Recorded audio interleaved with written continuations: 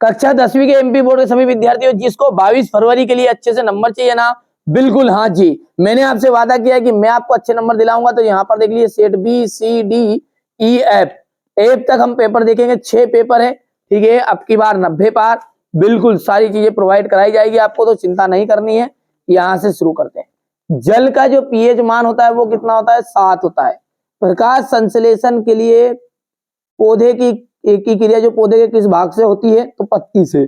निम्नलिखित में कौन सा पादप हार्मोन से, साइटोकाइनिन। पराग कोष में क्या पाए जाते हैं, तो देखिए पराग कोष में पाए जाते हैं पराग कण, क्या पाए जाते हैं, पराग कण। मनुष्य की कोशिका में गुणसूत्र पाए जाते हैं, तो मनुष्य की कोशिका में 23 जोड़े गुणसूत्र पाए जाते हैं।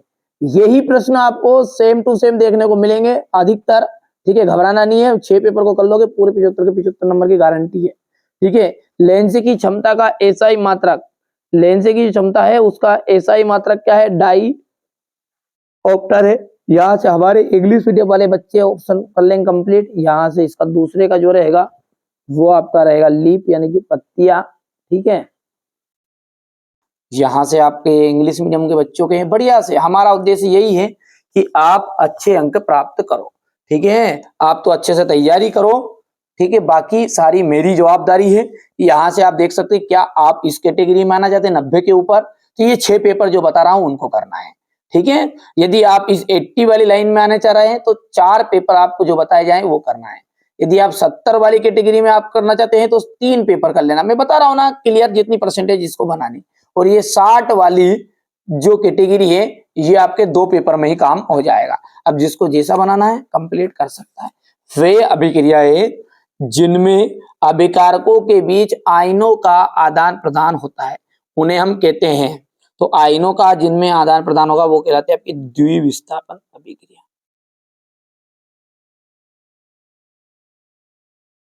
अधात्विक ऑक्साइड प्राय, अधात्विक जो ऑक्साइड होते हैं वो प्राय किससे होते हैं, अम्लीय। अब ये अधात्विक है, यदि धात्विक आता तो क्षारीय लिख देते। अधातुएं विद्युत की हमेशा कैसी होती है, देखिए धातुएं जो होती है ना वो तो सुचालक होती है और अधातु है वो कुचालक होती है। तंत्रिका तंत्र की प्रमुख इकाई, तंत्रिका तंत्र की जो प्रमुख इकाई है वो क्या है, न्यूरॉन है, न्यूरॉन। मनुष्य में किस तरह का प्रजनन होता है, मनुष्य में देखिए जिनमें 2 जीवों की आवश्यकता पड़ती है, जो 2 जनक की आवश्यकता पड़ती है उसे अपन कहते हैं लैंगिक जनन। क्या कहते हैं उसे, लैंगिक जनन। और जिनमें एक की जरूरत पड़ती है, जिसमें माता और पिता, जैसे पेड़ पौधों में पाए जाने वाला जनन, तो वो लेके लाएगा आपका अलैंगिक जनन। प्रतिबिंब की ऊंचाई और बिंब की ऊंचाई के अनुपात को आवर्धन कहते हैं। क्या कहते हैं, आवर्धन। चलिए अब आगे बढ़ते हैं और अब क्वेश्चन नंबर जो 2 है आपका इंग्लिश मीडियम वाले बच्चों का रहेगा, बढ़िया से स्क्रीनशॉट लेकर आप कंप्लीट कर लीजिएगा। चलिए अब आगे बढ़ते हैं और अगला देखते हैं, सही जोड़ी। नेफ्रॉन, नेफ्रॉन जो है वो आ जाएगा आपका वृक्क की संरचनात्मक इकाई को हम नेफ्रॉन कहते हैं। हाइड्रा में जो प्रजनन है वो कलिकायन या मुकुलन होगा। अनुवांशिकी के जनक, अनुवांशिकी के जनक ग्रेगर जॉन मेंडल। अपसारी लेंस, अपसारी लेंस हो जाएगा अवतल लेंस। तारों का टिमटिमाना, तारों का टिमटिमाना है वायुमंडलीय अपवर्तन। विद्युत ऊर्जा का मात्रक, विद्युत ऊर्जा का जो मात्रक है वो रहेगा आपका किलोवाट घंटा।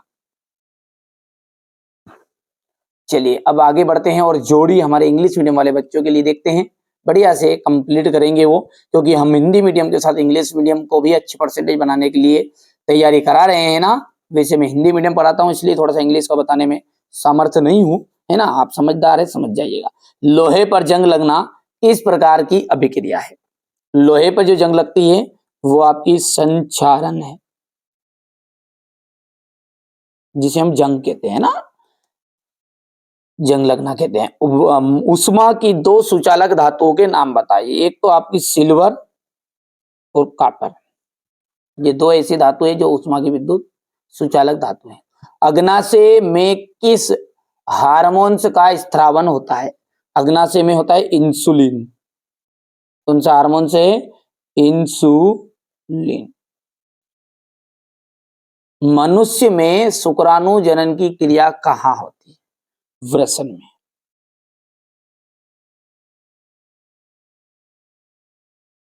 दर्पण फॉर्मूला बताइए, यानी कि दर्पण सूत्र आपको बताना है। ठीक है भैया, तो दर्पण का जो फॉर्मूला होता है ना, वो होता है 1/f equal 1/v plus 1/u। देखिए दर्पण में ये रहता है, और ऋण जो रहता है ना यहाँ पर, v के बाद में ऋण, तो ये आपका लेंस में रहता है ना।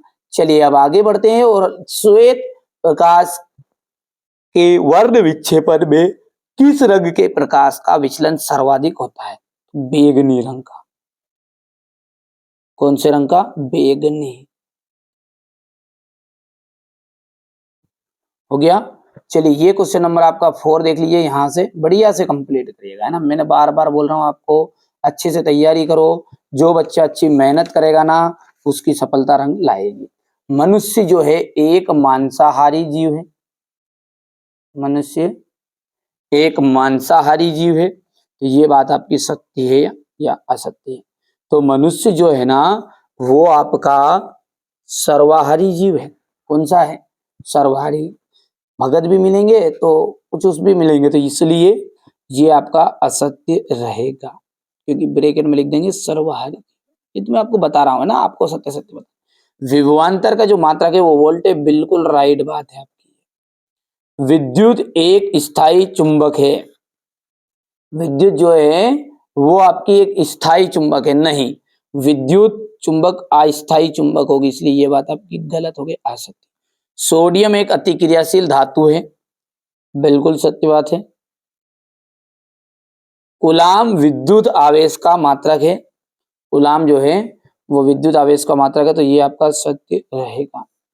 सल्फ्यूरिक अम्ल का तनुकरण उष्मा शोषी अभिक्रिया है, कि उसका सल्फ्यूरिक अम्ल का जो तनुकरण है वो आपका उष्मा क्षेपी अभिक्रिया है ना, तो इसलिए ये बात भी आपकी क्या हो जाएगी? असत्य हो जाएगी। हो गया। ये आपका क्वेश्चन नंबर 5 देख लीजिए ध्यान से। यहां से विस्थापन अभिक्रिया किन्हें कहते हैं? उदाहरण सहित बताइए। निम्नलिखित पदों का वर्णन कीजिए, प्रत्येक का एक एक उदाहरण देना है। संचारण और विकृत गंधेता। उभय धर्मी ऑक्साइड क्या होते हैं? दो उभय धर्मी ऑक्साइडों के नाम उदाहरण से समझाइएगा। अयस्क और गेन को परिभाषा देनी है, यहाँ से आप देख सकते हैं। ठीक है भैया। चलिए इसके बाद में ये यहाँ से एल्केन, एल्किन और एल्काइन से आप क्या समझते हैं? साबुनीकरण अभिक्रिया से आप क्या समझते हैं? स्वयं पोषण और विषम पोषण में क्या अंतर है? हमारे अमाशय में अम्ल की क्या भूमिका है? परागन क्या है? ठीक है। गर्भ निरोधक युक्तियां अपनाने के क्या कारण हो सकते हैं? मेंडल के प्रभाविता के नियम को लिखिएगा। मानव के बच्चे का लिंग निर्धारण कैसे होता है? लेंस की क्षमता से आप क्या समझते हैं? इसका मात्रक। उत्तल दर्पण। ये सारे क्वेश्चनों का सॉल्यूशन मैं आपको प्रोवाइड कराऊंगा। मुश्किल से 1 या 2 दिन लगेंगे बच्चों को पूरे नोट्स एक साथ, मेरा विचार है पूरे नोट्स आपको एक साथ कवर करा के दूं। अच्छे से आप तैयारी करिएगा बस, ठीक है। यहां से देखिए क्वेश्चन नंबर 13 है, गोली दर्पण के वक्रता केंद्र की परिभाषा। ठीक है। समतल दर्पण के कोई 2 उपयोग आपको बताने हैं। इसके बाद में यहां से आप देखिएगा आगे, विभवांतर किसे कहते हैं? इसका मात्रक। विद्युत धारा का उसमें प्रभाव से आप क्या समझते हैं? परिनालिका किसे कहते हैं? चुंबक के निकट लाने पर दिक सूचक की जो सुई है वो विक्षेपित क्यों हो जाती है?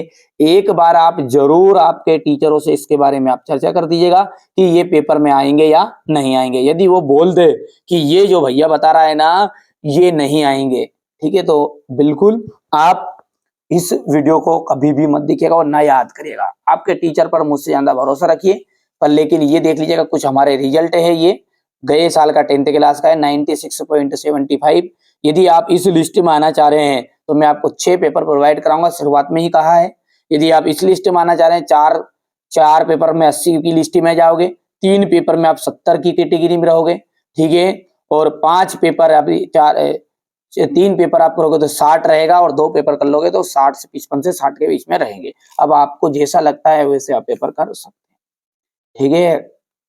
तो ये एक चीज मैं आपको बता दूं, भुला दो डर कुछ अलग कर। एक श्लोक याद रखिएगा, यहाँ पर एक मोटिवेट के लिए बता रहा हूँ लाइन कि भुला दे डर कुछ अलग कर। इन्हें कुछ अलग करने के लिए आपको सबसे पहले क्या भुलाना पड़ेगा, डर भुलाना पड़ेगा, है ना। तो ये देखिए, तंत्रिका कोशिका न्यूरॉन का नामांकित चित्र बताना है, मनुष्य के मस्तिष्क का नामांकित चित्र है, निकट दृष्टि दोष को दूर करने तथा दूर दृष्टि दोष जरा दृष्टि दोष को दूर करना है, प्रिज्म से प्रकाश के अपवर्तन का नामांकित चित्र बनाना है, धोने का सोडा और बेकिंग सोडा के 2 महत्वपूर्ण उपयोग आपको बताने हैं, उदासीनीकरण अभिक्रिया को उदाहरण सहित समझाइए, साबुन और अपमार्जक में अंतर बताइएगा। यहाँ पर देखिए मेथेन इलेक्ट्रॉन बिंदु संरचना बतानी है, मानव में उत्सर्जन तंत्र का नामांकित चित्र बताना है और वायवीय और अवायवीय श्वसन में अंतर।